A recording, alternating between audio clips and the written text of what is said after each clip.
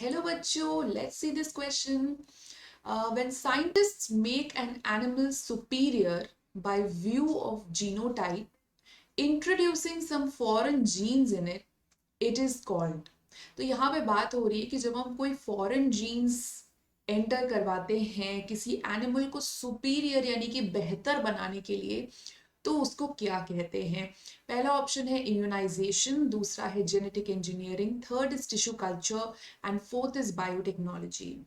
हम्म तो अब इसमें हम क्या कर रहे हैं, हम इंट्रोड्यूस करा रहे हैं फॉरेन जीन्स, बाहर की जीन्स को हम इंट्रोड्यूस करा रहे हैं किसी एनिमल में उसको सुपीरियर बनाने के लिए। तो क्या इसको इम्यूनाइजेशन कहेंगे? नहीं, क्योंकि इम्यूनाइजेशन मतलब तो होता है जैसे कि वैक्सीनेशन। तो आप जब किसी को एंटीजेंस देते हैं, यानी कि जब आप, जैसे आपने सुना होगा, जैसे कोरोना के टाइम पे भी अभी वैक्सीन लग रही है, ठीक है।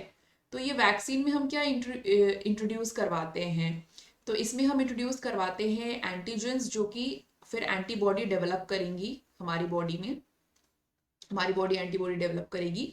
तो इसको इम्यूनाइजेशन कहते हैं। तो फॉरेन जीन्स तो हम नहीं डाल रहे हैं ना इसमें, तो इम्यूनाइजेशन तो नहीं हो सकता।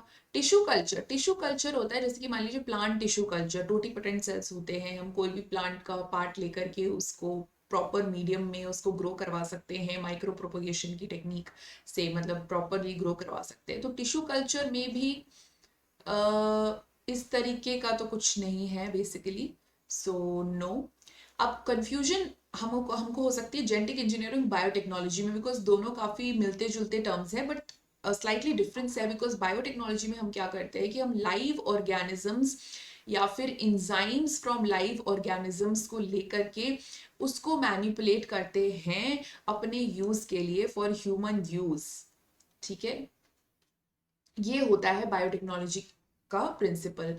But genetic engineering is the actual engineering जो हम फॉरेन जीन को लेकर के उसको एंटर करवाते प्लाज्मिड में, तो ये एक्चुअल डील करता है इसके साथ। सो यहाँ पर अगर बी और डी में कंफ्यूजन हो तो हमारा आंसर हो जाएगा ऑप्शन नंबर बी।